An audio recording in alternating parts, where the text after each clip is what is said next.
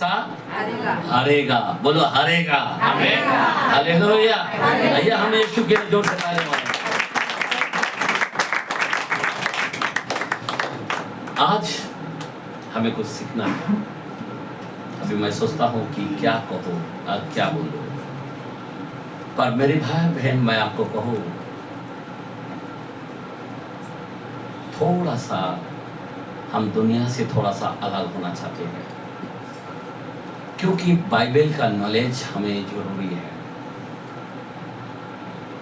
क्या चाहिए?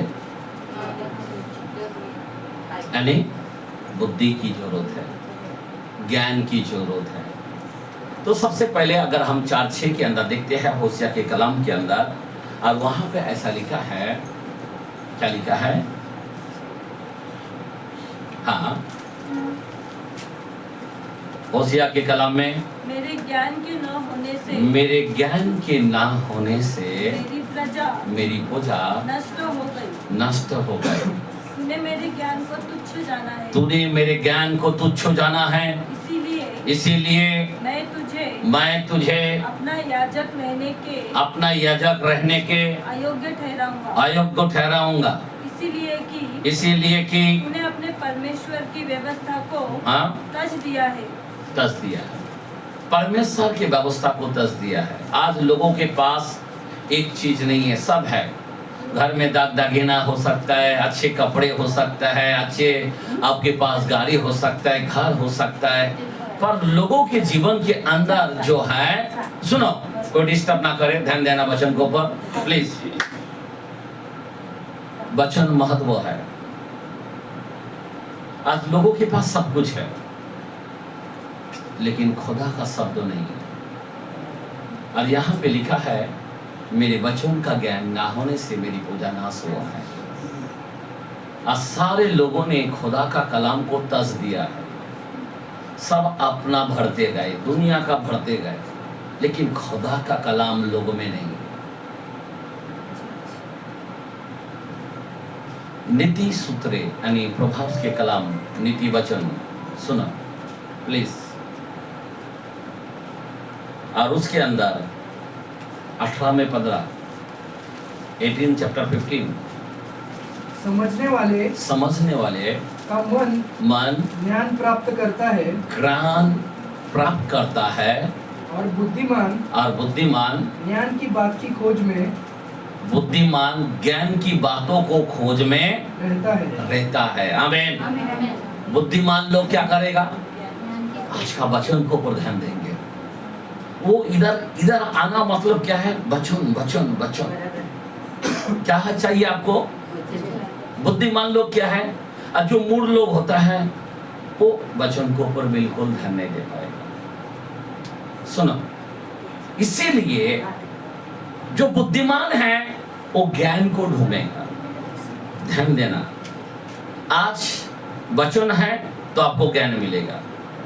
अगर वचन नहीं रहेगा, वचन अगर नहीं रहेगा तो ज्ञान नहीं मिलेगा। आज हमारे लोगों में उठना बैठना, घर में कैसा रहना, घर में कैसा चलना, बाहर कैसा रहना, उधर कैसा चलना, काम पे कैसा रहना, ज्ञान नहीं है। लोगों के साथ बातचीत में कैसा बोलना, ज्ञान नहीं है। प्रभु में कैसा रहना, ज्ञान नहीं। अगर ऐसे हम प्रभु करेगा, अगर ज्ञान ना होने से खुदा करेगा, अगर ज्ञान नहीं है तो खुदा का कोई मर्म नहीं जान पाएगा। मैं आपके सामने 4 बातें रखना चाहता हूं। कितना बातें?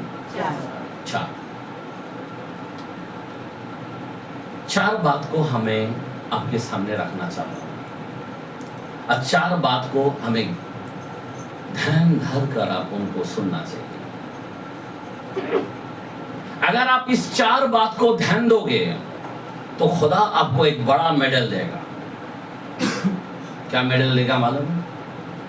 क्या वस्तु देगा पता है? ध्यान देना।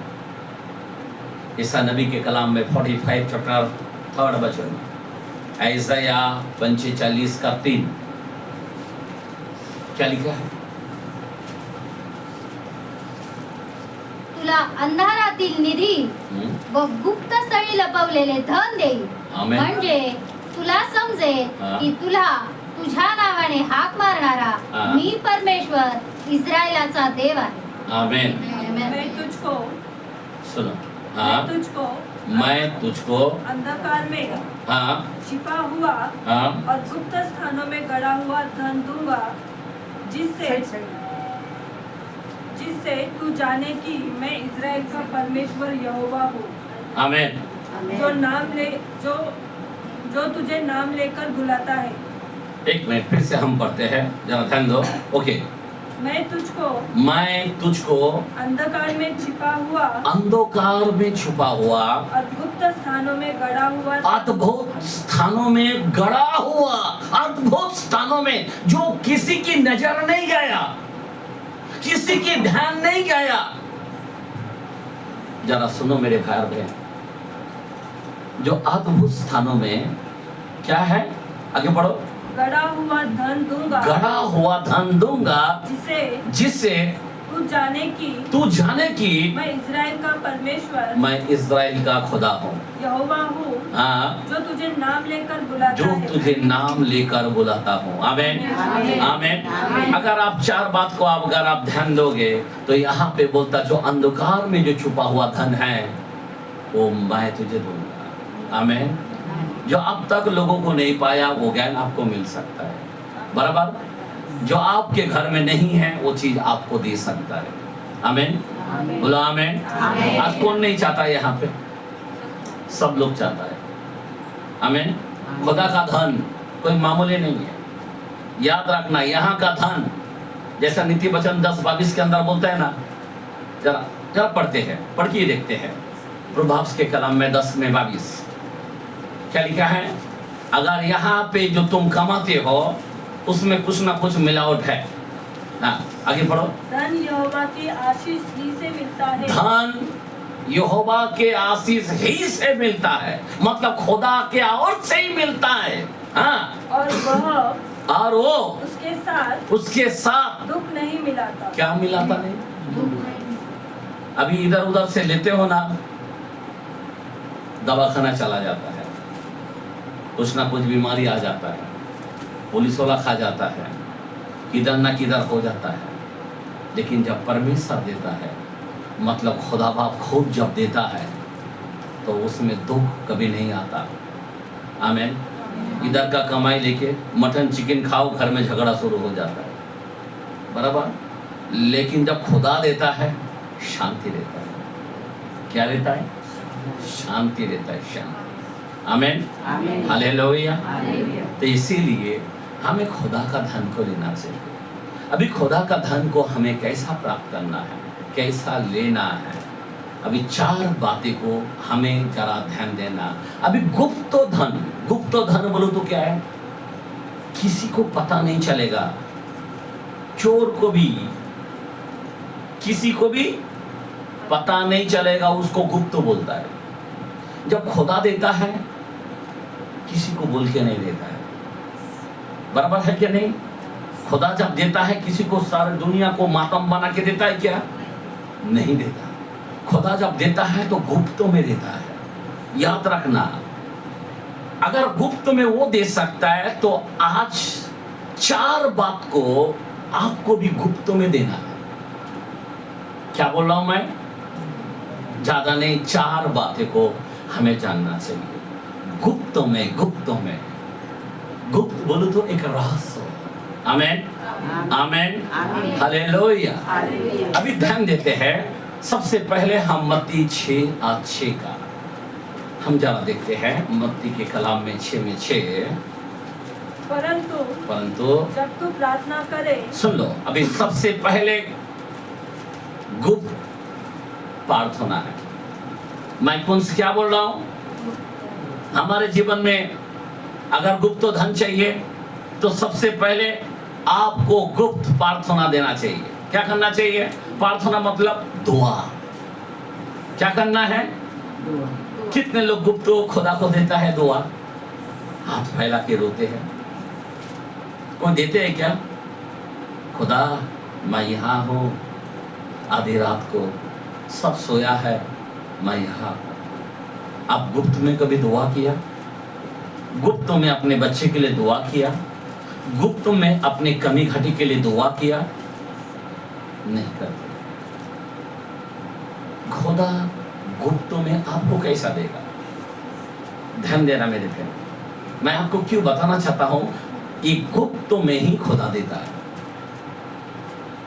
हमारा खुदा, याद रखना, पहला वचन में, उसी 6 में पहला वचन में लिखा है कि धार्मिक दिखाने की सेवा नहीं करता। बराबर, हमारा खुदा दिखाने का काम नहीं करता और ना आप उन लोगों को भी दिखाने का काम करना चाहिए। बराबर ना? तो कैसा देना चाहिए? आगे पढ़ो कलम को। परंतु जब तू प्रार्थना करे, जब तू दुआ करे तो अपनी कोठरी में जा। अपनी कोठरी में जा। हेलो, क्या करना? जब दुआ करे तो क्या करना चाहिए? किसी के सामने नहीं, अकेले में खुदा के पास जाना चाहिए। याद रखना, 1 मिनट, अकेले में। कैसे जाना चाहिए?